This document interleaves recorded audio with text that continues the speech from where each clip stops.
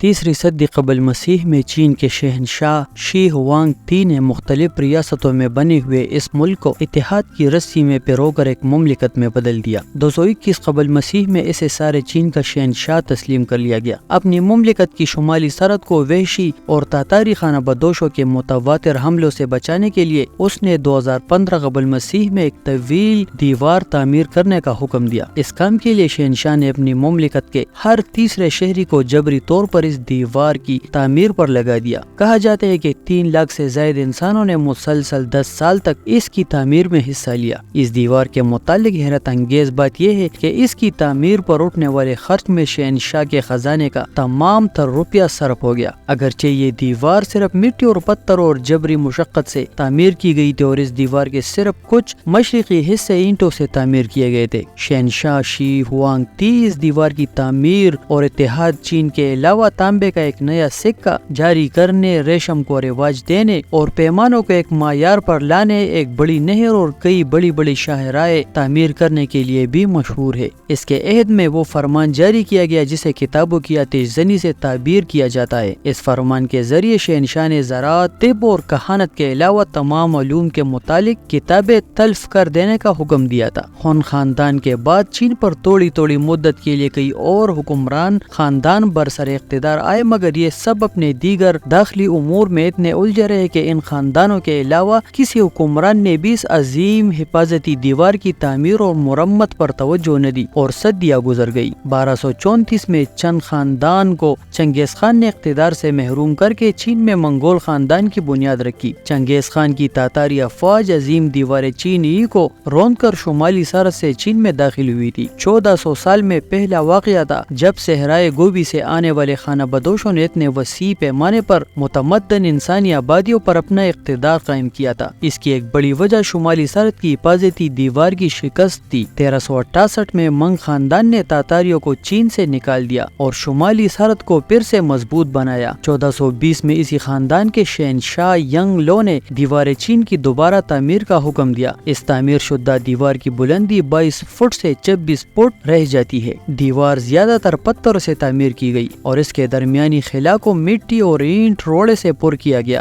جس پر پھر اینٹوں کا فرش بچھایا گیا ہے۔ دیوار کی شمالی طرف کھنگرا دار مورچے رکھے گئے ہیں اور تقریباً ہر 590 فٹ یا 180 میٹر کے بعد نگہبانی کے لیے ایک چوکور مینار تعمیر کیا گیا ہے، جس میں وقفوں کے بعد محرابی طاقچے رکھے گئے ہیں۔ انہی میناروں کی چھتوں پر مشاہدے کے لیے بالا خانے بھی تعمیر کیے گئے ہیں۔ اہم دروں، خاص طور پر پیکنگ کے شمال میں کاروانوں کی گزرگاہوں کے قریب دیوار کی دگنا شاخیں تعمیر کی گئی ہے، جن سے یہ مقامات وحشیوں کے حملوں سے مامون ہو گئے تھے۔ اس دیوار کی تعمیر میں تقریباً 4,72,72,956 کیوبک فٹ مٹی اور تقریباً 1,57,59,318 کیوبک فٹ پتھر اور اینٹیں صرف ہوئی ہے۔ تاریخ عالم میں انسانی ہاتھوں سے تعمیر ہونے والی یہ سب سے بڑی دیوار اور سب سے بڑا تعمیراتی منصوبہ ہے۔ بنیادی طور پر دیوار چین فوجی دفاعی مقاصد کے لیے تعمیر کیا گیا ایک شاہکار ہے، مگر اس کے تعمیر کے کئی اور بھی مقاصد ہے۔ ایک شاہراہ کے طور پر اس دیوار کی کشادگی اتنی ہے کہ اس پر سے 5 یا 6 گھڑ سوار ایک ساتھ گزر سکتے ہیں۔ فوجی انجینئرنگ کے اس عظیم شاہکار میں دیگر تعمیرات عالم میں پائے جانے والے جمالیاتی پہلو یا جمالیاتی آراستگی کا بہت کم خیال رکھا گیا ہے، لیکن اس کے باوجود یہ اپنے خوبصورت زمینی منظر میں بڑی بلی معلوم ہوتی ہے، بلکہ ایک طرح سے ایک عظیم جمالیاتی شاہکار نظر آتی ہے۔ شاید اسی اصول کے تابع ہونے کی وجہ سے پہاڑی چوٹیوں پر بلکاتی ہوئی یہ عظیم دیوار چین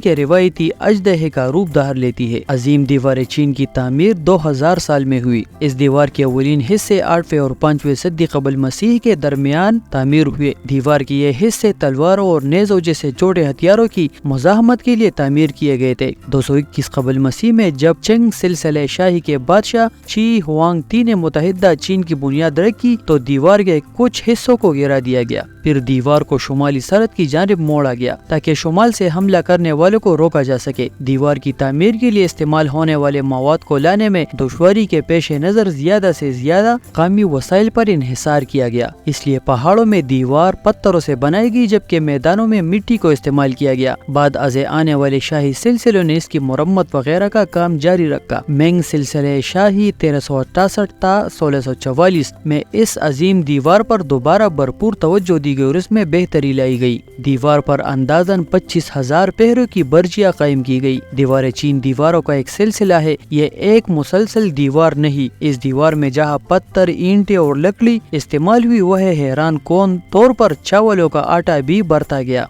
दीवार चीन इंसानों का तामीर करदा सबसे तवील ढांचा है। चीन के सरकारी इदारे के मुताबिक अजीम दीवार चीन की लंबाई 13,170 मील है। कहा जाता है कि इंसानी आंख दूर खिला से दीवार चीन को देख सकती है। यह सच नहीं, यह बात 2 सदियां कबल आम हुई और इस वक्त तक इंसान ने खिला में कदम नहीं रखा था। इसका जिक्र सबसे पहले विलियम स्टोकेले की 1754 में शाया होने वाली किताब फैमिली मेमोयर्स में हुआ। इसके बाद दूसरों ने इसकी नकाली की। चांद पर कदम रखने वाले किसी खिलाबाज ने यह नहीं कहा कि उसने चांद से दीवार चीन को देखा, ताहम कम बुलंदी से कुछ खिलाबाजों ने इसे देखने का दावा किया। इस दीवार को सबसे बड़ा कब्रिस्तान भी कहा जाता है। एक अंदाजे के मुताबिक सिर्फ चंग सिलसिले शाही के दौरान इसे तामीर करते हुए 10 लाख अफराद की जान चली गई। माहिर आसारियात को दीवार के कुछ हिस्सों से इंसानी ढांचे भी मिले। चूँकि ये काम बहुत खतरनाक था, इसलिए मुजरिमों को बड़ी तादाद में यहाँ भेजा जाता था। इतनी तवील और मजबूत दीवार तामीर करने के बावजूद मुतादिद मौके पर हमलावर इसे अबूर करने में कामयाब हुए।